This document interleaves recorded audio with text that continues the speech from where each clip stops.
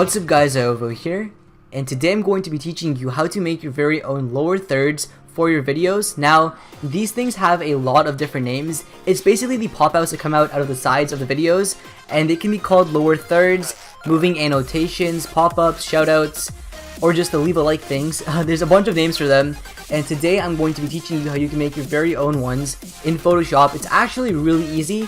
So with that being said, the first thing you want to do is go ahead and go to File, New, and create a new document. Now, the resolution is going to be the resolution of your videos. So if you do make videos in 1080p, it's going to be 1920 by 1080 pixels. And if it's in 720p, you just change it to 1280 by 720. And just make sure the background contents are transparent and click on OK. So once you have the document created, the first thing we're going to be doing is creating the actual rectangle in which the text will be placed. So what you want to do is go ahead and click on the rectangle tool. And for now, we're going to make the fill white and have no stroke. And the rectangle can be any size you like, and we're just going to put it where this actual shoutout is going to go. So say I wanted the shoutout over here, I would just draw the rectangle around like that. And there we go. Now, if you want it to look nicer, you can change the colors up. In this case, we're going to make a leave a like button, so I'm going to actually change the fill to a green color. And find one that I like. So maybe a bit darker. And that looks good. There we go. And I'm also going to give it a stroke, which is going to be white, and make it about, I don't know, 7 pt. And there we go. That looks nice. Now, if you want to make the rectangle even fancier, you can go ahead and right click on the rectangle layer, go to blending options, and you could give it a gradient. So if you wanted to give it like a metallic gradient, you could just select a black and white gradient and change the opacity to 10%. And now it looks kind of metallic, which is pretty cool. You could also give it a bevel and emboss and some other stuff as well. So as you can see, the bevel makes it look kind of 3D, and then just press OK. Now the next step is to create a new layer and actually add the text. So what you want to do is go ahead and go to the text tool and just click and type in whatever text you want it to be. So I'm going to change the color to white. I am going to make the size a bit larger, and I'm going to change the font to Chinese rocks, and I'm going to put leave a like. There we go. That is our text. Now what you want to do is go ahead and take whatever text this is, and you want to align it to the actual rectangle. So you are going to control click on the rectangle layer to select the rectangle, and then make sure the text layer is selected. Then go to layer, align layers to selection, vertical centers, to vertically align the text to the rectangle. If you want to horizontally align it as well, go to layer, align layers to selection, and horizontal centers, and it will also align it horizontally. And once you're done to deselect, just press Ctrl D. Now I'm going to make the rectangle a little bit smaller because the rectangle seems a bit too long for the text right now. So I'm going to go ahead and click on the rectangle layer, press Ctrl T, hold Shift, and just make the actual rectangle a little bit smaller. And there we go.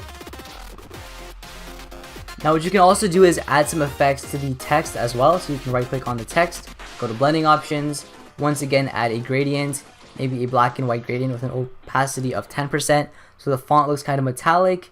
And you could also add a drop shadow or a bevel and emboss. Once again, it's completely up to you.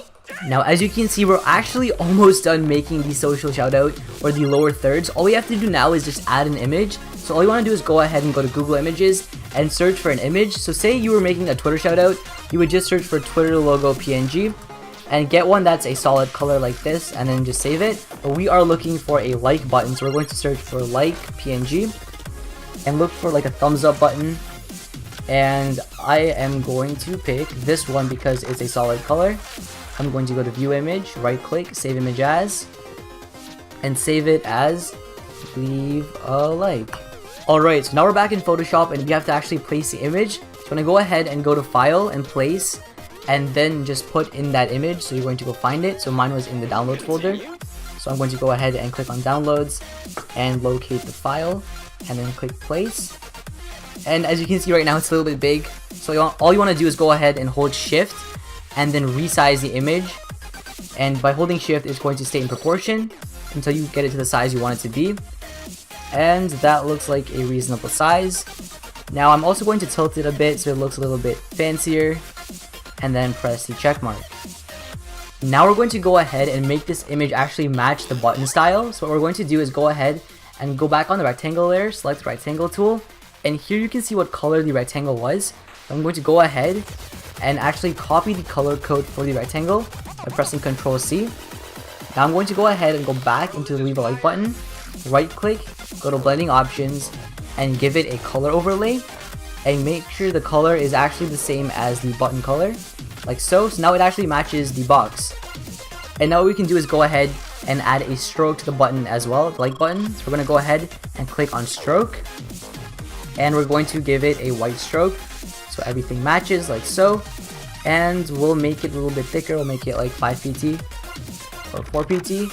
And then we can also add a bevel and emboss. Actually no, I think it looks better without. And there we go. And there we go, we're already done the actual image. So as you can see, there is a lot of experimenting. You guys can just mess around with some of the settings and find images you like. But once you're done, just go to File, Save As, and save the image as a PNG file. And then just click on Save. So I'm going to call this like lower thirds, and click Save, and we're done. So now I'm going to be showing you how to actually add this into Camtasia. So I have the image right here, which I got by going to import media and selecting the image. Now if I drag this onto my timeline and actually play the video, as you can see, it'll start playing, and then once the lower thirds comes, it's actually just going to come as an image, and it's not going to slide in. So what I do is I go into the transitions, and I go to slide right, and then put that at the beginning, and then put slide left at the end. So it'll slide in through the right, and then slide back through left, and it'll look like it slided in. So if I play it now, you can actually see that it slides through, like so. And then it also slides back out, like so. And there we go. And you guys can do this in all of your softwares as well. I'm pretty sure Vegas has the option, and so does After Effects and Premiere Pro. So it's really, really simple to implement into your videos. And yeah, that's about it for this video, guys. Hopefully you did enjoy it. If you did, be sure to give it a big thumbs up. And as always, thanks for watching. My name is Ovo, and I'm signing out.